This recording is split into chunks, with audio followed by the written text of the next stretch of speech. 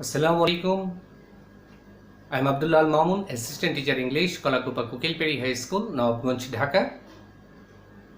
Today, my online class is for the students of class 8, 9 and 10. I think that it is the grammar class that's been English second paper, especially for the 9 and 10. So, the student keep attention on my class and be attentive to your study, to your part, and same time you have to be very serious of my class. It is the second part of my grammar class, narration, that's been speech changing. This class is for the students who are very weak in English. So don't be hopeless. I think that you will keep attention on my class and attentively you will listen and participate every step of the class. So you have to listen my instruction, and every instruction you have to maintain seriously. If you maintain it, I think that gradually you will be efficient, competent in English. So the student, let's start the class. This class I will conduct in Bangla. So I think that Bangla will help you to understand the lesson, the speech very well. And the last class, narration part 1, which I conducted in English. I think that this speech may be very difficult for many students, but today's class is for the all type students. That's mean if you are weak, no problem. Never think that you are weak. So if you want to overcome the weakness of you, so you have to be serious. If you are serious of your study, so gradually you can cope up the situation, you can overcome your obstacles. And very soon you will take a good preparation and you will take proficiency in English also. If you want to proficient, competent in English, so don't delay. Perform everywhere in English. Okay? This COVID situation is going on, so you have no chance to go out, so you have to stay home. So what's your duty? Think about. Study, study and study. Study is the only duty of you. So student, so don't spoil your time anyhow. Every moment you have to engage yourself in English. So be serious. I have said much more words. Okay, every word is only for your motivation. I think that you should be very serious. Okay? গত ক্লাসটা অনেকের জন্য কঠিন হয়ে গিয়েছিল কারণ ওটা ইংরেজিতে ছিল, আজকের ক্লাসটা বাংলায়। সো স্টুডেন্ট, দূরে চলে যেও না, আমার সাথেই থাকো, মনোযোগ হারিও না, অনুপ্রেরণা হারিও না। আর আমার বিশ্বাস আমি ন্যারেশন বোঝাতে সক্ষম হবই। আর তোমারও কনফিডেন্স রাখতে হবে স্যারের প্রত্যেকটি কথা আমি শুনবই। তাহলে আর কথা নয়, দেরি নয়, কি এনার্জি আসছে তো? ঠিক। তাহলে শুরুতেই বন্ধুরা আমরা ন্যারেশনের পার্ট 2 করছি, বিষয়টা বুঝতে হবে। আর যারা পার্ট 1 এখনও দেখোনি, ভিডিও ডেসক্রিপশানে দেওয়া থাকবে, তোমরা ওইখান থেকে পার্ট 1টা ভিজিট করে এসে পরের ক্লাসটা দেখো, অথবা এই ক্লাসটা করেও তোমরা পার্ট 1-এ যেতে পারো, অসুবিধা নেই। ওইখানে আমরা বলেছিলাম যে 3টি সেন্টেন্স নিয়ে আলোচনা করব, কিন্তু সময় ছিল না। 40 মিনিটের মধ্যে আমাকে অ্যাসার্টিভ স্পিচ করতে করতেই চলে যায়, টাইম ওভার হয়ে যায়, তাই আমাকে ফিরে যেতে হয়েছিল। আজকেও আমরা অ্যাসার্টিভ, ইম্পারেটিভ এবং ইন্টারোগেটিভ 3টার অ্যাকশন নিয়ে কাজ করব। আজকে বোর্ড প্রেজেন্টেশন, আশা করি আজকে সক্ষম হব। ওকে, আর কথা নয়, আর দেরি নয়, অনেক কথা বলে ফেলেছি। সো স্টুডেন্ট, বিরক্ত হওয়ার কারণ নেই, স্যাররা কথা বলেই থাকে, স্যারদের প্রত্যেকটি কথা শোনাই হলো ছাত্রছাত্রীদের কাজ।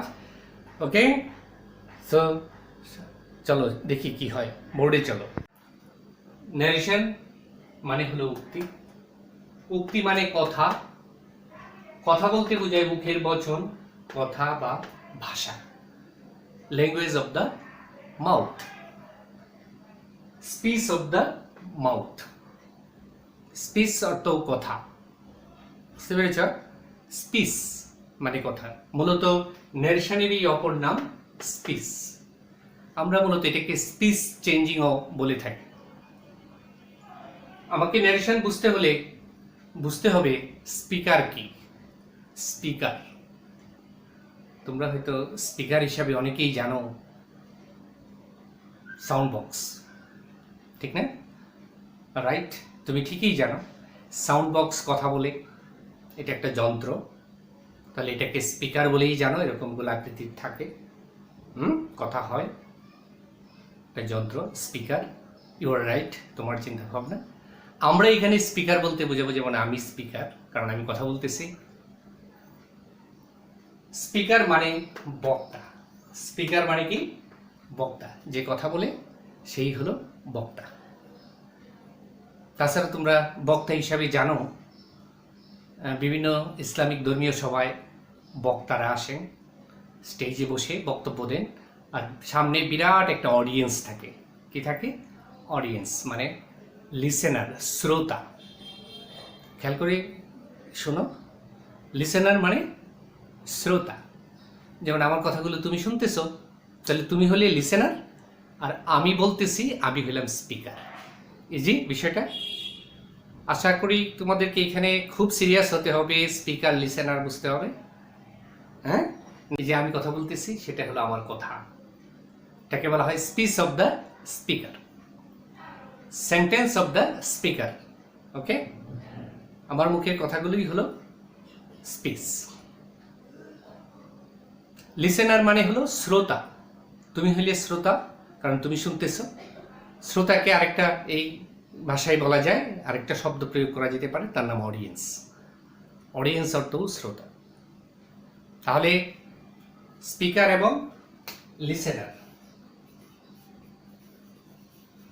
এই দুটো শব্দের সাথে পরিচয় থাকতে হবে। লিসেনার মানে শ্রোতা, শ্রোতা, তুমি হইলে লিসেনার। তাহলে ন্যারেশনের স্পিচ বা বক্তব্য উপস্থাপনের ক্ষেত্রে এই বিষয়টা খুব সিরিয়াসলি মনে রাখতে হবে। প্রত্যেকটা স্পিচের একজন স্পিকার থাকে, প্রত্যেকটা স্পিচ নাইলে আসবে কোত্থেকে? কারো না কারো মুখ দিয়ে বের হবে। তাহলে ওই স্পিচগুলোকে যিনি বলে থাকেন তিনি হলেন স্পিকার, যিনি উপস্থাপন করেন তিনিও হলেন স্পিকার, বক্তা। আর যাকে উদ্দেশ্য করে বলছে সে হলো লিসেনার বা শ্রোতা। এই মুহূর্তে আমি স্পিকার আর তোমরা কি? লিসেনার বা অডিয়েন্স। আশা করি লিসেনার এবং স্পিকার বোঝা হয়েছে। এবার আমাদের খুব গুরুত্ব সহকারে পরবর্তী অংশটা জানতে হবে। বক্তার উক্তিকে প্রত্যক্ষ অথবা পরোক্ষ শব্দ দুটো বলেছি, একটি প্রত্যক্ষ বলেছি আর একটি পরোক্ষ বলেছি। বক্তার উক্তিকে মানে কথাকে প্রত্যক্ষ অথবা পরোক্ষ এই দুইভাবে বর্ণনা করা যায়। তাহলে চলো আমরা দেখি প্রত্যক্ষ এবং পরোক্ষ এই জিনিসটা কি। তাহলে বোর্ডটা আমরা একটু রেডি করে নিই, তারপর দেখাচ্ছি। প্রিয় শিক্ষার্থীবৃন্দ, আশা করি তোমরা মনোযোগ দিয়ে ক্লাসটা দেখছো। এবার আমি তোমাদেরকে যে অংশে নিতে চাচ্ছি সেটা হলো ন্যারেশনের প্রকারভেদ, কাইন্ডস অফ ন্যারেশন। ন্যারেশন প্রধানত দুই প্রকার বলেছি, একটা হলো ডিরেক্ট আর একটা ইনডিরেক্ট, প্রত্যক্ষ অথবা পরোক্ষ। উক্তিকে দুই ভাগে ভাগ করা যায়, একটা প্রত্যক্ষ উক্তি আর একটা পরোক্ষ উক্তি। প্রত্যক্ষ, ডিরেক্ট মানে হলো প্রত্যক্ষ, প্রত্যক্ষ মানে সরাসরি। ডিরেক্ট শব্দের অর্থ কি? সরাসরি। সরাসরি কেন নাম রাখা হয়েছে? সরাসরি এই জন্যই বক্তার বক্তব্য হুবহু প্রকাশিত হয়। মুখ দিয়ে যে কথা বলা হয় এই মুখের ভাষাটা কোনো পরিবর্তন নেই, মুখের কথাটা হুবহু বিধৃত হওয়ার নাম বা প্রকাশিত হওয়ার নাম হলো ডিরেক্ট। বলেছি এখানে ডিরেক্ট মানে সরাসরি, বক্তার বক্তব্য হুবহু প্রকাশিত হয়, কোনো পরিবর্তন ছাড়াই বক্তার বক্তব্য হুবহু প্রকাশ পাওয়া, তার নাম হলো প্রত্যক্ষ উক্তি বা ডিরেক্ট স্পিচ। খেয়াল করো, যেহেতু সরাসরি তাই তার নাম প্রত্যক্ষ। Indirect speech. ইনডিরেক্ট কি? ইনডিরেক্ট মানে প্রত্যক্ষভাবে নয়, পরোক্ষভাবে, সরাসরি নয় এমন। বক্তার বক্তব্য পরিবর্তিত হয়ে প্রকাশিত হবে। বক্তার বক্তব্য স্পিকার দ্বারা পরিবর্তিত হয়ে যায়। কিভাবে পরিবর্তন হয় সেটাই আমাদের এই চ্যাপ্টারের লক্ষ্য। আমরা এই অধ্যায়ে এটাই শিখব কিভাবে পরিবর্তন হয়। গত ক্লাসে আমরা পরিবর্তন করার ক্ষেত্রে প্রাথমিক যে সকল দিক জানা দরকার সেগুলো বলেছিলাম, আশা করি নোট রেখেছ। আজকে ওইখানে যাব না। গত ক্লাসে অ্যাসার্টিভ সেন্টেন্স নিয়ে আলোচনা করেছিলাম বলে আজকে অ্যাসার্টিভ সেন্টেন্স দ্রুত দুটো উদাহরণ দিয়ে শেষ করে আমরা চলে যাব imperative sentence, that's mean commanding সেন্টেন্সে। এই ক্ষেত্রে আগে যে বিষয়টা তোমাদেরকে বুঝিয়ে বলা উচিত সেটা হলো একটি ডিরেক্ট স্পিচ লিখে তার বিভিন্ন অংশ আমি চিহ্নিত করব। এই অংশগুলোকে খুব ভালোভাবে চিনে রাখবে, মনে রাখবে। Okay students, it's a direct speech. আমি একটি ডিরেক্ট স্পিচের উদাহরণ লিখেছি, খেয়াল করে দেখো। Meena said to me, I love you.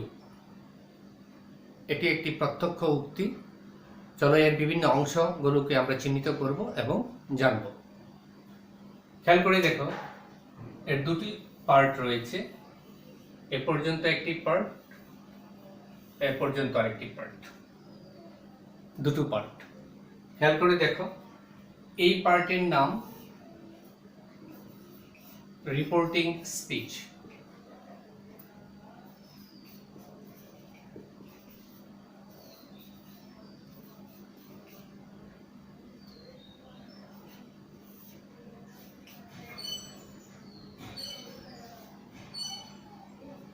এই অংশের নাম রিপোর্টেড স্পিচ।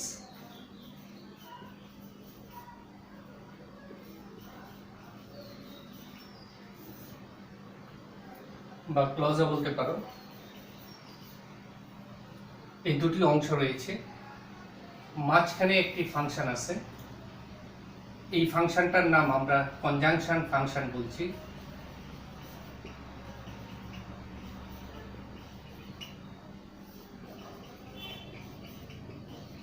Conjunction function.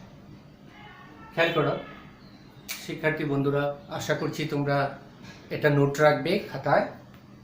এই বিষয়টা এইভাবে লিখবে এবং এই অংশটা নোট রাখতে হবে। এটার দুটো পার্ট। এই অংশটাকে আমরা বলছি রিপোর্টিং স্পিচ বা ক্লজও বলা হয়ে থাকে। আর এখান থেকে দেখো আই লাভ ইউ, এটুকু ইনভার্টেড কমার ভিতরে আবদ্ধ আছে।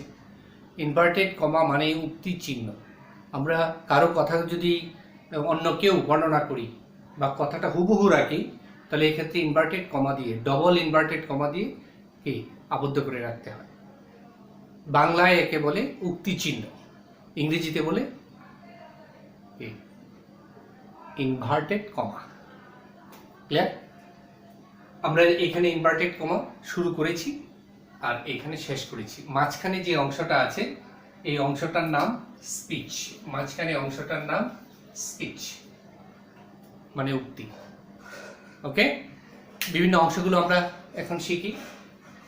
এখানে মিনা এই শব্দটা হলো স্পিকার। স্পিকার, এগুলো চিনতে হবে। স্পিকার মানে বক্তা। এখানে মি শব্দটা হলো লিসেনার বা অডিয়েন্স, শ্রোতা। আর খেয়াল করে দেখো, এটার নাম হলো রিপোর্টেড স্পিচ। এইখানে এই শব্দটা মোস্টলি ইম্পর্টেন্ট। এই অংশটায় এটার নাম হলো রিপোর্টিং ভার্ব। Reporting verb. আমি আরেকটু পরিষ্কার করে লিখছি, এগুলো মুছে দিয়ে আমি আরেকটু পরিষ্কার করে লিখছি যাতে তোমার বুঝতে সুবিধা হয়। একটু হিবিজিবি হয়ে গিয়েছে। শিক্ষার্থী বন্ধুরা, আমি আরেকটু পরিষ্কার করার জন্য আবার মূল বিষয়গুলো লিখছি। খেয়াল করো, মিনা হলো স্পিকার। স্পিকার মানে বক্তা। সেইড শব্দটা হলো reporting verb, reporting verb. Me শব্দটা হলো লিসেনার বা শ্রোতা, তাকে অডিয়েন্সও বলে। এখানে খুব ভালো করে বুঝতে হবে, আমরা বলেছিলাম এটা হলো রিপোর্টিং ক্লজ বা রিপোর্টিং স্পিচ অংশ। এই অংশে গুরুত্বপূর্ণ বিষয় হলো একজন স্পিকার থাকে, বক্তা, আর একটা রিপোর্টিং ভার্ব থাকে, এটার নাম এই যে সেইড শব্দটা, এটা রিপোর্টিং ভার্ব। আর এখানে একজন লিসেনার থাকে, শ্রোতা, তাকে অডিয়েন্সও বলা হয়, আমরা সেটা বলেছি, এগুলো জানতে হবে। আর এই রিপোর্টিং ভার্বটাকে চিনে রাখো, সেইড, এটা নিয়ে অনেক কথা হবে, আমরা গত ক্লাসে ওইগুলো বলেছি, ঠিক আছে? আজকে আরো বলবো। এই যে এখানে দেখতেছো কমা, ইনভার্টেড কমা, এই পার্টটাও পরিবর্তনের একটা গুরুত্বপূর্ণ অংশ। কমা ইনভার্টেড কমা উঠে কি বসে সেটা জানতে হবে। আমি এই অংশে এখনই আলোচনা করে দিব, এটা কি কি বসে, সেন্টেন্স একটা বক্স তৈরি করে তোমাদেরকে দেখাচ্ছি, আর একটা নোট রাখবে। এরপরে এইখানে দেখো, আমরা এই আইটি বলছি সাবজেক্ট, এটা ভার্ব, এটা হলো একটা অবজেক্ট। তাহলে সাবজেক্ট, ভার্ব, অবজেক্ট, স্পিচে এগুলো থাকে। তোমরা জানো একটি বাক্যের সার্থক বাক্য গঠনে একটি সাবজেক্ট প্রয়োজন, একটি ভার্ব প্রয়োজন, একটি অবজেক্ট প্রয়োজন।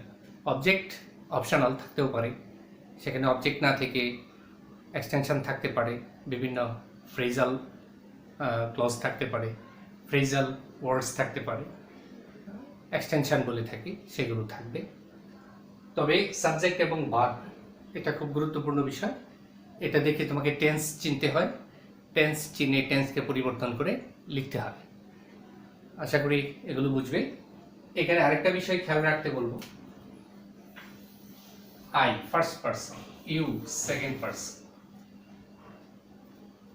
তাহলে স্পিচের ভিতরে আই এবং ইউ এই দুটো খুব গুরুত্ব বহন করে। আই এবং ইউকে কিভাবে পরিবর্তন করতে হয় আমি এটা মুছে আবার দেখাচ্ছি।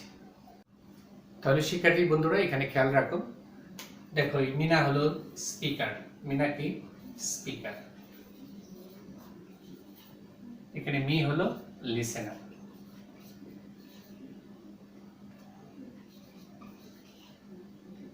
এখানে আই শব্দটা ফার্স্ট পারসন, আই কি পারসন, ফার্স্ট পারসন।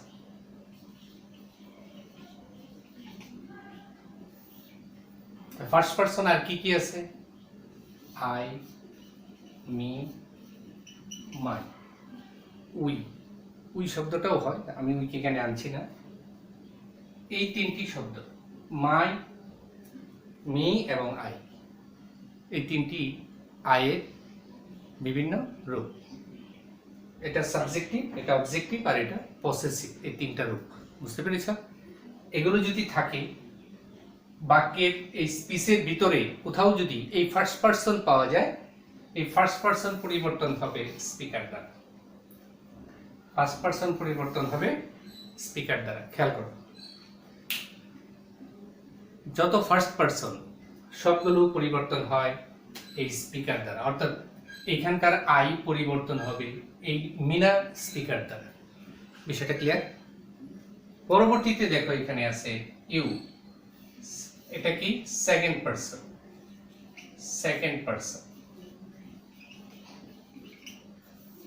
এটার দুটো রূপে ইউ, তার অবজেক্ট রূপ ইউ এবং তার পসেসিভ রূপ হলো ইউর। তাহলে এর তিনটি ফর্ম রয়েছে, সাবজেক্টিভ রূপ ইউ, অবজেক্টিভ রূপ ইউ এবং পসেসিভ রূপ এটাও ইউ। যত ইউ পাওয়া যাবে এই স্পিচের ভিতরে, যত ইউ আছে সব ইউ পরিবর্তন হবে এই লিসেনার দ্বারা। খেয়াল করো, সব ইউ পরিবর্তন হবে এই লিসেনার দ্বারা, দ্যাটস মিন মি দ্বারা। এই বাক্যে লিসেনার হলো মি, তাহলে ইউ পরিবর্তন হবে মি দ্বারা। এই যে আমরা একটি ডায়াগ্রাম অঙ্কন করে দেখালাম, এই ডায়াগ্রামটা তুমিও অঙ্কন করে রাখো যাতে তুমি পরবর্তীতে দেখে মনে করতে পারো। এই ডায়াগ্রামটা মনে রাখো। এবার আসো এই বক্তব্যটাকে যদি আমরা ইনডাইরেক্ট করি তাহলে কি রকম হয়। আমাদের উদ্দেশ্যই হলো ডিরেক্টকে ইনডিরেক্ট করা। তাহলে মিনা স্পিকার অপরিবর্তিত থাকবে, সেড টু, এই রিপোর্টিং ভার্বটা পরিবর্তন হবে এই স্পিচের বাক্যের ধরন অনুসারে। যেহেতু এই বক্তব্যটা অ্যাসার্টিভ, সাবজেক্ট দ্বারা শুরু, অ্যাসার্টিভ বক্তব্যের ক্ষেত্রে সেড টুর পরিবর্তে যদি শ্রোতা থাকে, লিসেনার উল্লেখ থাকে, তাহলে টোল্ড লিখতে হবে। কি টোল্ড? তাহলে প্রশ্ন হলো টোল্ড কোথায় পেলাম, তাই না? আবার বলছি, এই স্পিচটা যখন অ্যাসার্টিভ হয়, অ্যাসার্টিভ সেন্টেন্স মানে বর্ণনামূলক বাক্য, বুঝতে পেরেছ? The sentence which describes something, narrative in style. The sentence which asserts something is called assertive sentence. It may be two types, affirmative or negative. I eat rice, assertive. I don't eat rice, it's also assertive. But I eat rice, affirmative. I don't eat rice, negative. Easy? তাহলে subject দিয়ে শুরু হবে। চেনার উপায় হলো subject দিয়ে বক্তব্য শুরু হবে, আর কোনো সেন্টেন্স সাবজেক্ট দিয়ে শুরু হবে। শুধু অ্যাসার্টিভ সেন্টেন্স সাবজেক্ট দিয়ে শুরু হবে। সাবজেক্ট দিয়ে যখন বাক্য শুরু হবে তখন তাকে আমরা বলবো অ্যাসার্টিভ সেন্টেন্স। সাবজেক্টকে এই কাজটা যে করে, সাবজেক্ট ছিল তো, সাবজেক্ট হলো কাজটা যে করে সে হলো সাবজেক্ট। ওকে, তাহলে এই বক্তব্যটা অ্যাসার্টিভ। তাই অ্যাসার্টিভ বক্তব্যের ধরন অনুসারে যদি বলেছি শ্রোতা উল্লেখ থাকে, কখনো কখনো লিসেনার বা শ্রোতা উল্লেখ থাকতেও পারে, নাও থাকতে পারে। শ্রোতা যদি উল্লেখ থাকে তাহলে টোল্ড লেখাই উত্তম, তবে সেড টু লিখেও করা যায়। আমরা বলছি যদি শ্রোতা থাকে সেড টু লিখেও করা যায়, আর যারা একটু পরিবর্তন আনতে চাও তারা টোল্ড লিখবে, যেহেতু শ্রোতা উল্লেখ আছে। তাহলে মিনা টোল্ড মি। এবার পরবর্তী কাজ হলো এই কমা ইনভার্টেড কমা উঠিয়ে একটি কনজাংশন বসানো। কমা ইনভার্টেড কমা উঠিয়ে একটি কনজাংশন বসানো। কমা উঠিয়ে কনজাংশন বসানো এটাও নির্ভর করে এই স্পিচের বাক্যের ধরনের উপর। এই স্পিচটা অ্যাসার্টিভ সেন্টেন্স হওয়ার কারণে এই কমা ইনভার্টেড কমা উঠে সেখানে দ্যাট বসবে। তাহলে প্রশ্ন হলো, স্যার দ্যাট পেল কোথায়? এই দ্যাট কোথায় পেলাম? এটা একটা রুলস, নিয়ম। নিয়মটা আবার বলছি, মনে রাখো, মগজে ঢুকিয়ে রাখো। এই বক্তব্যটা যখন অ্যাসার্টিভ সেন্টেন্স হয়, কোন ধরনের সেন্টেন্স? অ্যাসার্টিভ। কিছুক্ষণ আগে বলেছি অ্যাসার্টিভ সেন্টেন্স চেনার উপায় সাবজেক্ট দ্বারা বক্তব্য শুরু। তাহলে এটা অ্যাসার্টিভ। অ্যাসার্টিভ সেন্টেন্সের ক্ষেত্রে বলেছি এই রিপোর্টিং ভার্ব হয় টোল্ড। ঠিক বক্তব্যটা অ্যাসার্টিভ হওয়ার কারণেই এই কমা ইনভার্টেড কমা উঠে বসবে দ্যাট। আর এই দ্যাট শব্দটি একটি কনজাংশন। দ্যাট শব্দটি একটি কনজাংশন। কনজাংশন মানে তো বুঝো, সংযোজক অব্যয়, সংযোজন করাই তার কাজ। সংযোজন বলতে বোঝায় কি? এই দেখো এখানে এই অংশটার নাম বলেছিলাম রিপোর্টিং স্পিচ বা ক্লজ, আর এটার নাম রিপোর্টেড স্পিচ। এই দুটো অংশকে যুক্ত করবে একটি শব্দ, তার নাম কনজাংশন। আর অ্যাসার্টিভের ক্ষেত্রে সেই শব্দটার নাম হলো দ্যাট। আশা করি সুপ্রিয় শিক্ষার্থী বন্ধুরা তোমরা এই বিষয়টা বারবার টেনে রিপ্লে করে দেখবে, ভালোভাবে মস্তিষ্কে প্রবেশ করানোর চেষ্টা করো। তাহলে কনজাংশন মানে সংযোজক অব্যয়, তার কাজ এই অংশ আর এই অংশকে যুক্ত করা। আর অ্যাসার্টিভ স্পিচের ক্ষেত্রে নির্ধারিত হলো দ্যাট। আমরা একটা তালিকা দিব, একটু পরে বলেছি, লক্ষ্য করো। এরপরের কাজ ফার্স্ট পারসন। এখানে আই শব্দটা ফার্স্ট পারসন। আমরা বলেছি এই ফার্স্ট পারসন পরিবর্তন হবে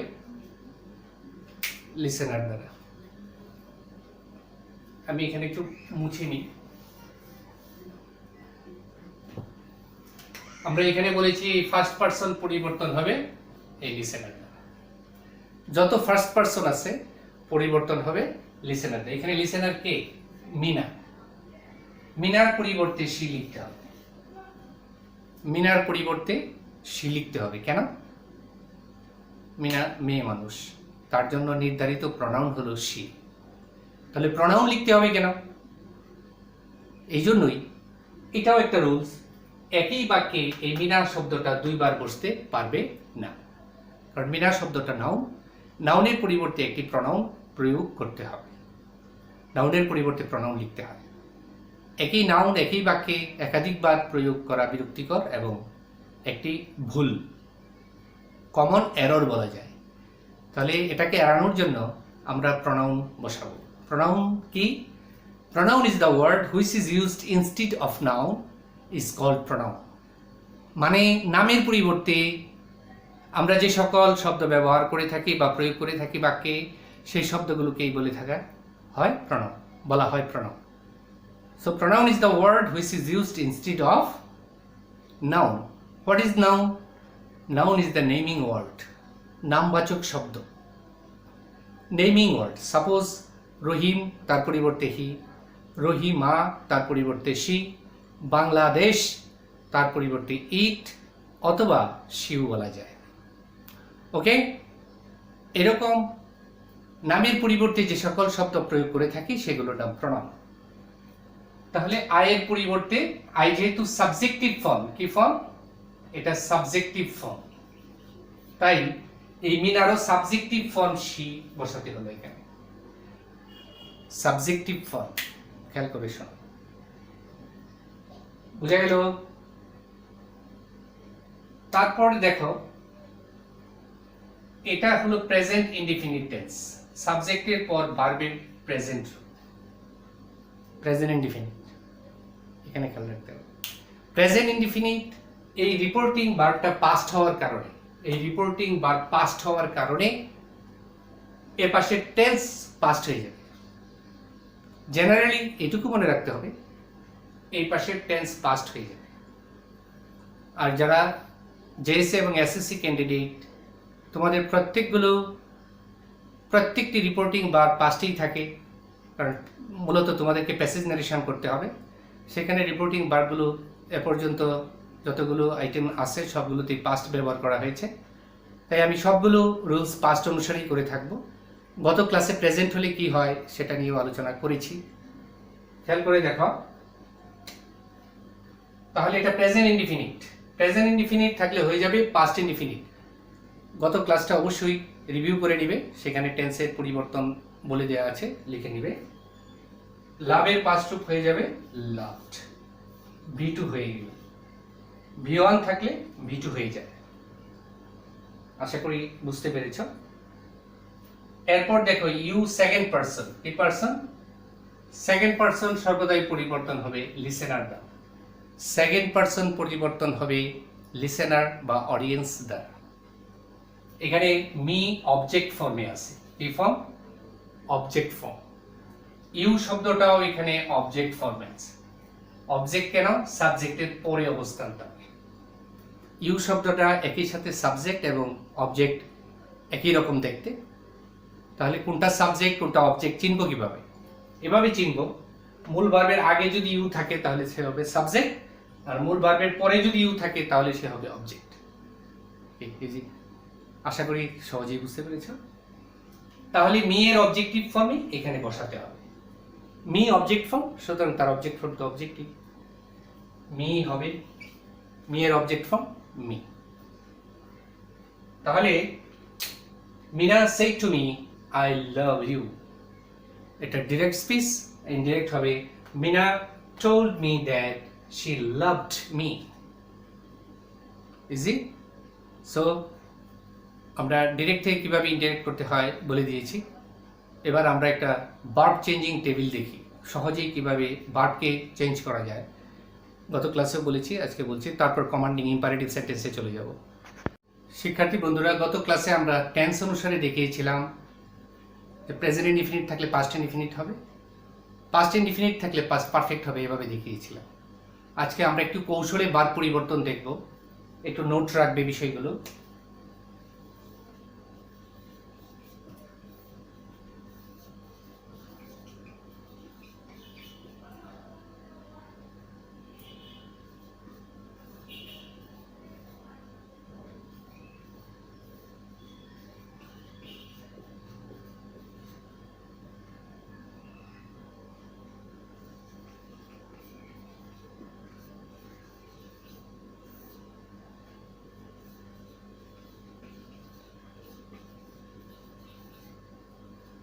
এমিজার থাকলে ওয়াজ ওয়্যার হয়ে যাবে।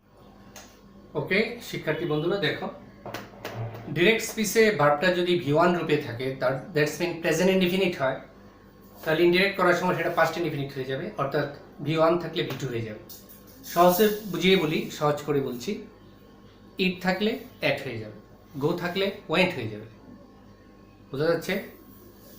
আরো বলবো, যদি ইট তাহলে তার পাস্ট রূপ তোমার জানা আছে অ্যাট, তাহলে ইট অ্যাট হয়ে যায়। I eat, I ate, present indefinite, past indefinite. Okay, এবার দেখো ভি2 থাকলে হ্যাড প্লাস ভি3 হয়ে যাবে। ভি2 থাকলে হ্যাড প্লাস ভি3, দ্যাটস মিন পাস্ট ইনডিফিনিট থাকলে হয়ে যাবে পাস্ট পারফেক্ট। উদাহরণ দিয়ে বলি, আই অ্যাট, এটা পাস্ট ইনডিফিনিট, পরিবর্তন হয়ে পাস্ট পারফেক্ট হয়ে যাবে I had eaten, I had eaten. I অবশ্য স্পিচ এর স্পিকার অনুসারে পরিবর্তন হবে, সেটা অন্য কথা। পাস্ট ইনডিফিনিট হয়ে যাবে পাস্ট পারফেক্ট। এবার বলেছি এম ইজ আর, প্রেজেন্ট ইনডিফিনিটেও থাকতে পারে এম ইজ আর, থাকলে হয়ে যাবে ওয়াজ ওয়্যার। আর তোমরা মূলত এটাকে অক্সিলিয়ারি হিসেবে দেখতে পাবে, প্রেজেন্ট কন্টিনিউয়াস টেন্স হয়ে যাবে past continuous tense, am is are এর পরিবর্তে হয়ে যাবে ওয়াজ ওয়্যার। এই পাশে যদি ওয়াজ ওয়্যার থাকে তাহলে হয়ে যাবে একটাই হ্যাড বিন। কি হয়ে যাবে? Had been. খেয়াল করো, অর্থাৎ ওয়াজ ওয়্যার দিয়ে কি হবে? বাক্যটা পাস্ট ইনডিফিনিট হইতে পারে, পাস্ট ইনডিফিনিট হলে বক্তব্যটা হয়ে যাবে পাস্ট পারফেক্ট, লিখতে হবে হ্যাড বিন। আবার ওয়াজ ওয়্যার এই দুটো অক্সিলিয়ারি দিয়ে বক্তব্যটা হতে পারে পাস্ট কন্টিনিউয়াস। কি হতে পারে? Past continuous. পাস্ট কন্টিনিউয়াস যদি হয়ে যায় তাহলে তার পরিবর্তে আবার একই কথা লিখতে হবে হ্যাড বিন, অর্থাৎ হয়ে যাবে past perfect continuous. Past continuous হয়ে যাচ্ছে পাস্ট পারফেক্ট কন্টিনিউয়াস। এগুলো মনে রাখা জরুরি। তারপর দেখো শ্যাল অথবা উইল। শ্যাল উইল থাকলে তার পরিবর্তে উড লিখবে, অর্থাৎ সকল ফিউচার টেন্স শ্যাল উইল দিয়ে হবে। তাহলে শ্যাল এবং উইল এ দুটোর যে কোনোটির প্রয়োগ থাকলে যখন এটি ইনডাইরেক্ট করব তার পরিবর্তে উড লিখলে হয়ে যাবে, আর কোনো পরিবর্তন হবে না। পরবর্তী ভাগকে আবার পরিবর্তন করার প্রয়োজন নাই, শুধু অক্সিলিয়ারি নিজে পাস্ট হয়ে যাবে, ভার্বকে পাস্ট হতে দিবে না। কারণ অক্সিলিয়ারিগুলো অর্থাৎ মোডালস অক্সিলিয়ারি নিজে পাস্ট হয়, ভার্বকে পাস্ট হতে দেয় না। আশা করি বুঝতে পেরেছ। শ্যাল উইল থাকলে উড হবে, ভেরি ইজি। এবার নেগেটিভ ফর্মগুলো একটু মনে রাখা উচিত, যেমন ডোন্ট অথবা ডাজেন্ট। এ দুটো যদি বাক্যে থাকে, এ দুটো বক্তব্য দিয়ে বক্তব্য নেগেটিভ হবে, বক্তব্যটা প্রেজেন্ট ইনডিফিনিট হবে, হয়ে যাবে পাস্ট ইনডিফিনিট। তখন ডু নট বা ডাজ নট থাকলে তার পরিবর্তে ডিডেন্ট লিখতে হবে, ডিডেন্ট। আর এর পাশে যদি ডিরেক্টে ডিডেন্ট থাকে, দ্যাটস মিন বক্তব্যটা পাস্ট ইনডিফিনিট হয়। ডিডেন্ট দিয়ে বক্তব্যটা অবশ্যই পাস্ট ইনডিফিনিট হবে। এক্ষেত্রে পাস্ট ইনডিফিনিট থাকলে পাস্ট পারফেক্ট হয়, পাস্ট পারফেক্টের নেগেটিভ ফর্ম বসবে, পাস্ট পারফেক্টের নেগেটিভ ফর্ম। তার মানে ডিডেন্ট থাকলে হয়ে যাবে হ্যাডেন্ট, ডিডেন্ট থাকলে কি হয়ে যাবে? হ্যাডেন্ট। তাহলে ডিডেন্টের পর ভার্বটা, এখানে একটা খেয়াল রাখো বিষয়, ডিডেন্টের পর ভার্বটা কি রূপে থাকে? প্রেজেন্ট রূপে। ডিডেন্টের পর ভার্বটা কি রূপে থাকবে? প্রেজেন্ট। কিন্তু যখনই আমরা হ্যাডেন্ট লিখব তখন এই ভার্বটা থার্ড ফর্মে চলে যাবে, অর্থাৎ পাস্ট পার্টিসিপল ফর্ম হয়ে যাবে। কারণ পাস্ট ইনডিফিনিট পাস্ট পারফেক্ট হবে। আর পাস্ট পারফেক্টে ভার্ব সর্বদাই পাস্ট পার্টিসিপল ফর্মে থাকে, অর্থাৎ V3 ফর্মে থাকে। আশা করি এই বিষয়গুলো খেয়াল রাখবে।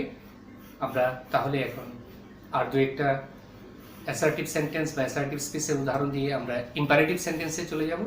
এই ক্ষেত্রে আরেকটি টেবিল দেখে নিই। আমরা এবার মূলত স্পিচ অনুসারে কিভাবে রিপোর্টিং বার বসাতে হবে এবং কিভাবে কমা ইনভার্টেড কমা উঠিয়ে কি বসাতে হবে এগুলো জানব, কিভাবে কি হয়। দেখা যাক, আমরা এই টেবিলটা খুব খেয়াল করে দেখব শিক্ষার্থী বন্ধুরা, এবং প্রত্যেকটি অংশ তোমরা নোট রাখবে, নোট খাতায় সেগুলো তুলে রাখবে, যাতে পরবর্তীতে আবার দেখে এগুলো বুঝতে পারো, পরবর্তীতে আবার দেখতে পারো। তাহলে প্রথমে থাকবে স্পিচ, তারপর থাকছে রিপোর্টিং ভার্ব,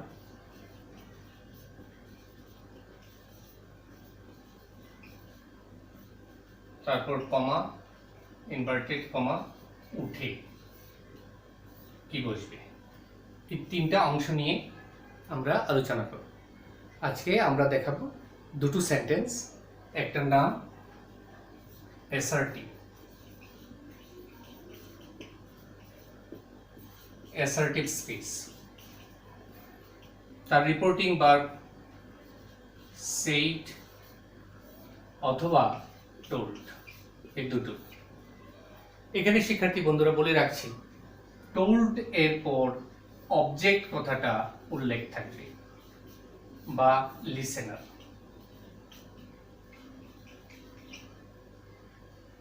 কমা ইনভার্টেড কমা উঠে দ্যাট বসবে, কি বসবে?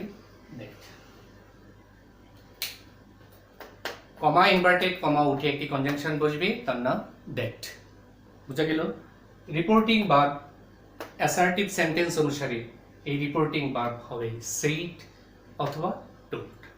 টোল্ডের ক্ষেত্রে মনে রাখতে হবে আমরা মূলত শ্রোতাকে উল্লেখ করে থাকি, যেমন he told me that, he told me that, এরকম। আর যদি শ্রোতাকে উল্লেখ না করি তাহলে he said that, he said that, তাহলে সেইড লিখতে হয়। টোল্ড দ্যাট লেখা কি ঠিক না বেঠিক? এই ক্ষেত্রে টোল্ড লেখা যাবে না। যেমন এই কথাটা লেখা ঠিক নয়, he told that, he told that না লিখে আমরা লিখব হি সেইড দ্যাট। আর যদি শ্রোতাকে উল্লেখ করি তাহলে টোল্ড লেখাই উত্তম, হি টোল্ড মি দ্যাট। ওকে, আশা করি বুঝতে পেরেছ। পরবর্তী স্পিচ ইম্পারেটিভ সেন্টেন্স। কি ইম্পারেটিভ সেন্টেন্স? কঠিন না? ইম্পারেটিভ সেন্টেন্স কাকে বলে জানতে হবে। এই ক্ষেত্রে বাক্যের মুড, অ্যাকশন, এক্সপ্রেশন, ফিলিংস এই সব কিছুই জানতে হবে। ইম্পারেটিভ সেন্টেন্স কি? Actually commanding sentence, the sentence which expressed order, order মানে আদেশ, রিকোয়েস্ট অনুরোধ, শব্দগুলো মনে রাখতে হবে। অর্ডার মানে আদেশ, রিকোয়েস্ট অনুরোধ, আদেশ, উপদেশ, উপদেশ অ্যাডভাইস, আদেশ উপদেশ, উপদেশ মানে কি? অ্যাডভাইস, অনুরোধ রিকোয়েস্ট। এরপর নির্দেশ আছে, নির্দেশ, নির্দেশ মানে command. The sentence which expresses order, command, request, advice. তারপর আরও রয়েছে নিষেধ, নিষেধ মানে ফরবিড, পাস্ট অফ ফরবিড, নিষেধ। এগুলো আদেশ, উপদেশ, অনুরোধ সূচক বাক্য, নিষেধ সূচক বাক্য। তাহলে কি কি বলেছি সেই অনুভূতিগুলো, এক্সপ্রেশনগুলো আমাদের মনে রাখতে হবে। আমরা এখানে লিখবো, তাহলে বুঝতে পারবো। 2 নম্বর sentence imperative, imperative speech.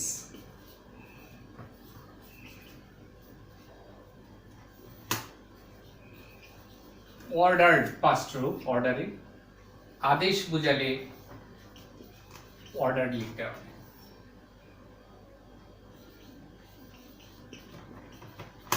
advised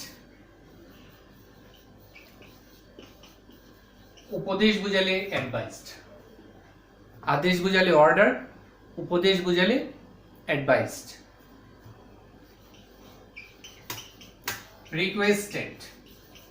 requested মানে অনুরোধ বুঝালে requested এরপর নির্দেশ বুঝালে commanded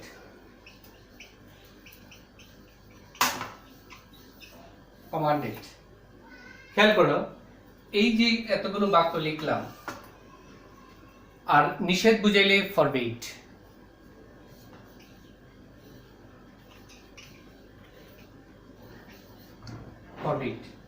এই সকল বাক্যের ক্ষেত্রে কমা ইনভার্টেড কমা উঠে টু বসবে কি কমা ইনভার্টেড কমা উঠে টু বসবে সব ক্ষেত্রে বক্তব্য নেগেটিভ হইলে নট টু বসবে বক্তব্য নেগেটিভ হইলে নট টু বসবে আশা করি বুঝতে পেরেছ বক্তব্য যদি হাবোধক হয় তাহলে টু নাবোধক হইলে নট টু এই ক্ষেত্রে আবার ফরবিড এর ক্ষেত্রে নট টু বসবে না শুধু টুই বসবে ফরবিড এর ক্ষেত্রে নট টু লেখা যায় না এই জন্যই কারণ ফরবিড শব্দের অর্থই হলো মানা না শব্দটা এখানেই বিদ্যমান আছে দ্যাটস মিন এই ফরবিড শব্দটার ভিতরেই কি আছে না শব্দটা বিদ্যমান আছে দ্যাটস ওয়াই এখানে নট টু লেখা যাবে না তার পরিবর্তে শুধু টু লিখতে হবে যদি নিষেধ বুঝায় ওকে পরবর্তী অংশে দেখাচ্ছি প্রস্তাব পরামর্শ বুঝালে প্রস্তাব বুঝালে প্রপোজড প্রপোজড এর ক্ষেত্রে খেয়াল করতে হবে দ্যাট বসবে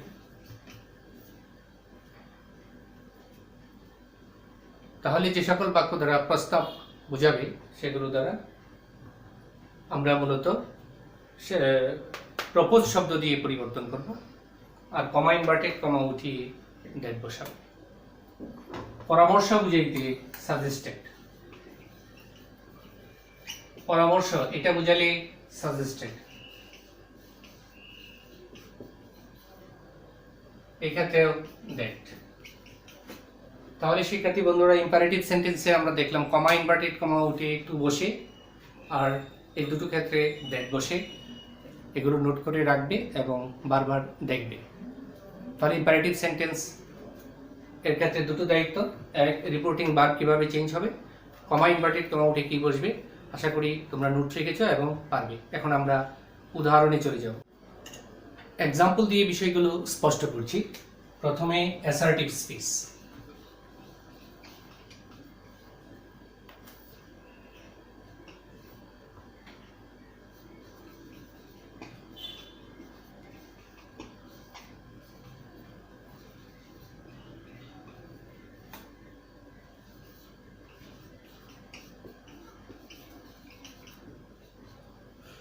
খেয়াল করো এটা ডাইরেক্ট স্পিচে আছে এটাকে আমরা ইনডিরেক্ট করব আমাদের উদ্দেশ্যই হলো ডাইরেক্ট টু ইনডিরেক্ট ডাইরেক্টকে ইনডিরেক্ট করাই আমাদের উদ্দেশ্য তাহলে এই বক্তব্যটা অ্যাসার্টিভ সেন্টেন্স এটা কি অ্যাসার্টিভ তাহলে সেইটুর পরিবর্তে কি হবে ইতিপূর্বে দেখেছ যেহেতু শ্রোতা আছে তাহলে আমরা টোল্ড লিখব Meena told me comma inverted comma উঠে দ্যাট বসবে কিছুক্ষণ আগে দেখেছো আই ফার্স্ট পারসন পরিবর্তন হবে মিনা দ্বারা কি দ্বারা মিনার পরিবর্তে লিখব শি হেড ভি1 রূপে আছে ভি1 থাকলে হয়ে যায় ভি2 তাহলে হেডের পাস্ট রূপ হেডেড ইউ সেকেন্ড পারসন পরিবর্তন হবে লিসেনার দ্বারা এটা অবজেক্ট রূপ মি এর অবজেক্ট রূপ মি তাহলে হয়ে গেল Mina told me that she hated me আশা করি বুঝতে পেরেছ। পরবর্তী বাক্য আরেকটা চলে যাচ্ছি, আরেকটা উদাহরণ দিচ্ছি।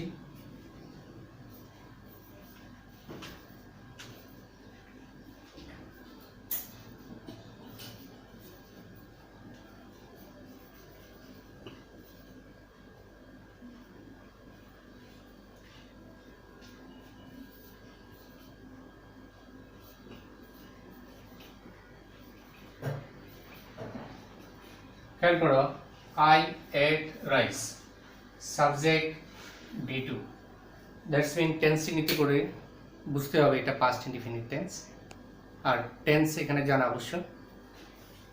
তাহলে যেহেতু সাবজেক্ট দিয়ে শুরু, তাহলে এটা অ্যাসার্টিভ সেন্টেন্স।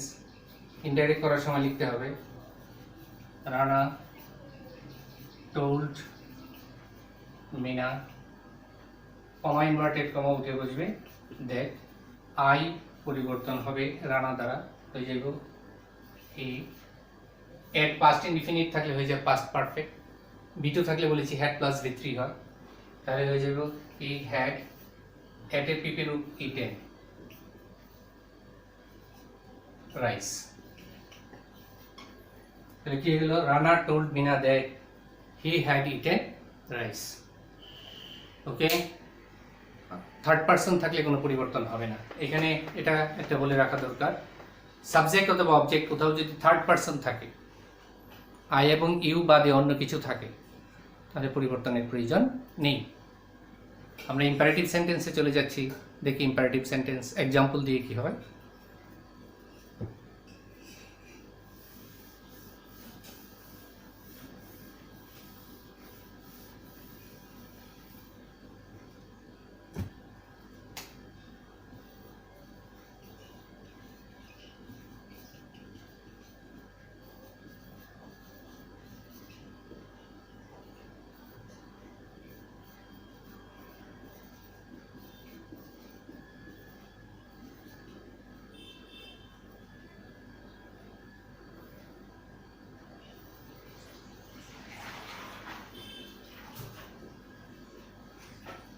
আমরা একটা ইম্পারেটিভ বক্তব্য লিখেছি, গো নাও, এখন যাও।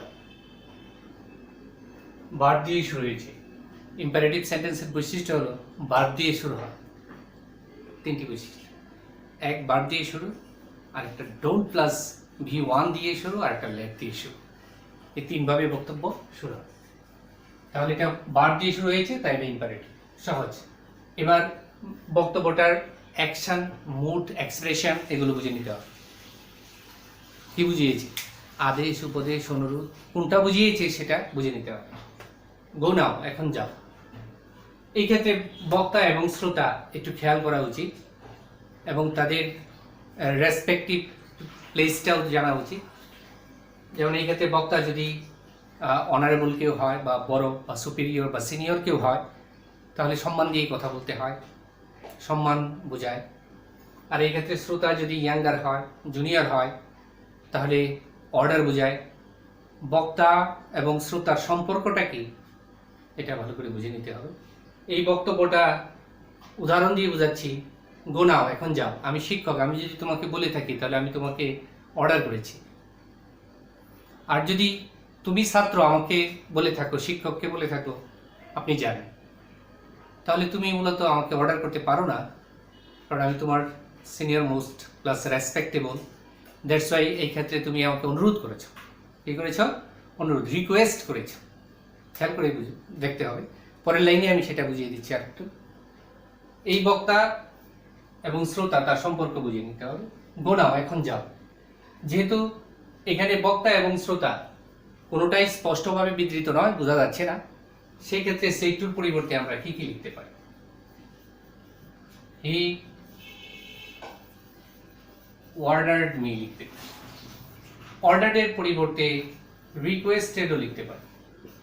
যেহেতু বক্তা এবং শ্রোতার সম্পর্ক স্পষ্ট নয়, এক্ষেত্রে আমরা যে কোনোটাই লিখতে পারি। কমা ইনভার্টেড কমা উঠে টু বসবে, তারপরে ভার্ব থেকে গো। নাও এর পরিবর্তে দেন লিখতে হয়। গত ক্লাসে আমরা এটা দেখিয়েছি, নাও এর পরিবর্তে দেন।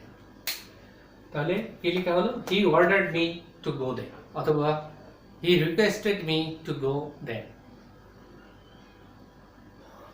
A frog in my throat. Sometimes I am muted, so don't worry, I have to proceed anyhow, otherwise I am sweating. For crystal much and clear sound, I have to switch off the fan. This means the fan is not running, that's why I am sweating. For your benefit, student, think about. Next, এই বক্তব্যটা যদি আমরা এইভাবে বলি, the teacher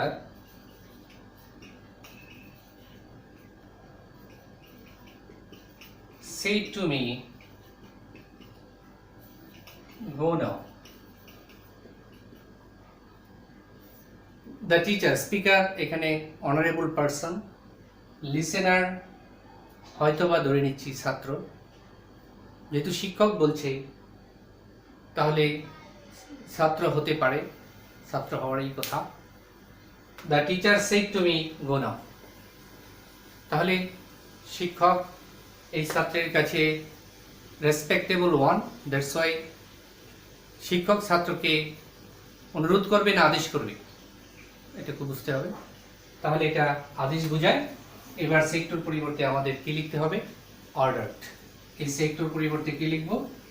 অর্ডারড। এই ক্ষেত্রে requested লেখা বৈধ হবে না, আর কমা ইনভার্টেড কমা উঠে লিখব টু। ইজি। নাও পরিবর্তন করে দেন লিখব, এই যেটা পরিবর্তন করে ছোট হাতে লিখব, শেষ। এবার যদি এখানে দ্য স্টুডেন্ট আগে হয়,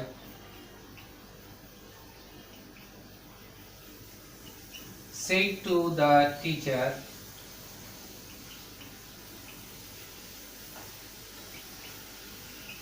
go now. খেয়াল করে দেখো এখানে দ্য স্টুডেন্ট এবং দ্য টিচারের মধ্যে সম্পর্ক কি? তাহলে দ্য স্টুডেন্ট হলো কি? ছাত্র, আর টিচার হলো তার শিক্ষক। এই ক্ষেত্রে ছাত্র শিক্ষককে আদেশ করবে নাকি অনুরোধ করবে বুঝতে হবে, তাই না? তাহলে এটা সেক্টর পরিবর্তে রিকোয়েস্টেড লিখতে হবে। কি লিখতে হবে? রিকোয়েস্টেড। কমা ইনভার্টেড কমা তুলতে হবে, তুলে টু লিখতে হবে। হ্যাঁ, নাও এর পরিবর্তে দেন লিখতে হবে। তাহলে হবে কি? The student requested the teacher to go then. So student, আজকে আবার ক্লাস এখানেই শেষ করতে হচ্ছে। গত ক্লাস পার্ট 1 তোমরা দেখার পর সেখানের যে চেঞ্জিংগুলো আছে সেই লিস্টগুলো তৈরি করবে এবং বারবার দেখতে থাকবে, দেখতে দেখতে এগুলো আপন হয়ে যাবে, আত্মস্থ হবে, মগজে ঢুকবে। আর আজকের ক্লাসটাও তোমরা মনোযোগ দিয়ে বারবার দেখবে, বারবার রিপিট করে শোনার সুযোগ আছে। সুতরাং আজকে অনেক হয়ে গেছে, অনেক লম্বা হয়ে গেছে ক্লাস, অধৈর্য হয়ে গেছে হয়তো। যাই হোক, তারপরেও তোমরা আমার সাথে ছিলে, ক্লাসটা করার চেষ্টা করেছো, তোমাদের অসংখ্য ধন্যবাদ। মনোযোগ দিয়ে ক্লাসটা শুনেছ। সবশেষে তোমাকে কিছু কাজ দিচ্ছি, যেগুলো হোমওয়ার্ক বাড়িতে চেষ্টা করবে এবং কমেন্ট বক্সে সেগুলোর উত্তর লিখবে, আমি দেখব তোমার অ্যাক্টিভিটি, তোমার কতটুকু ডেভেলপমেন্ট হলো, ইমপ্রুভমেন্ট হলো, সেটা টিচার জানতে চায়। তাহলে কাজগুলো তুমি করবে এবং লিখবে, লিখে রাখো, নোট করে রাখো, ভিডিও পোস্ট করে সেগুলো লিখে নাও। আবার পরবর্তী ক্লাস পার্ট 3 দেখার আমন্ত্রণ জানাচ্ছি। সেই সাথে শেষ করছি এই বলে বাড়িতে থাকো, মনোযোগ দিয়ে পড়াশোনা করো, আমার ক্লাসগুলো নিয়মিত দেখতে থাকো। আমি চেষ্টা করব তোমাদেরকে নারেশন, একদম প্যাসেজ নারেশন পর্যন্ত নিয়ে যাওয়ার জন্য এবং সহজে যাতে প্যাসেজ নারেশন তোমরা সম্পন্ন করতে পারো। আমরা ইতিমধ্যে দুটো সেন্টেন্স নিয়ে আলোচনা করে ফেলেছি, একটি হলো অ্যাসার্টিভ এবং ইম্পারেটিভ সেন্টেন্স। আর অন্যান্য বাক্যগুলো নিয়ে আমরা ক্রমান্বয়ে আলোচনা করতে থাকব। তোমার নিয়মিত অধ্যয়ন এই নারেশনকে তোমার কাছে সহজ করে তুলবে। যদি দূরে থাকো তাহলে আরও কঠিন হইতে থাকবে, মানে এটা তুমি আর পারবে না, এক সময় এটার আশা ছেড়েই দিবে, এই 5 নম্বর বাদ। কিন্তু নারেশন খুবই গুরুত্বপূর্ণ, শিখতে হবে, তাহলে তুমি গ্রামার বা ব্যাকরণের অনেক কিছু শিখে যাবে, খুঁটিনাটি জানবে, ইংরেজি ল্যাঙ্গুয়েজকে ভালোভাবে শিখতে পারবে, সেই সাথে রাইট ফর্ম অফ ভার্বের প্রয়োগ এগুলোও তোমার মধ্যে আয়ত্ত হবে। সো আর কথা না বাড়িয়ে এখানে শেষ করছি। সবাই সুস্থ থাকো, ভালো থাকো, নিরাপদে থাকো, মন দিয়ে পড়াশোনা করো, শিক্ষক হিসাবে এটাই কাম্য। এই বলে আজকে আমার বক্তব্য শেষ করছি। আল্লাহ হাফিজ।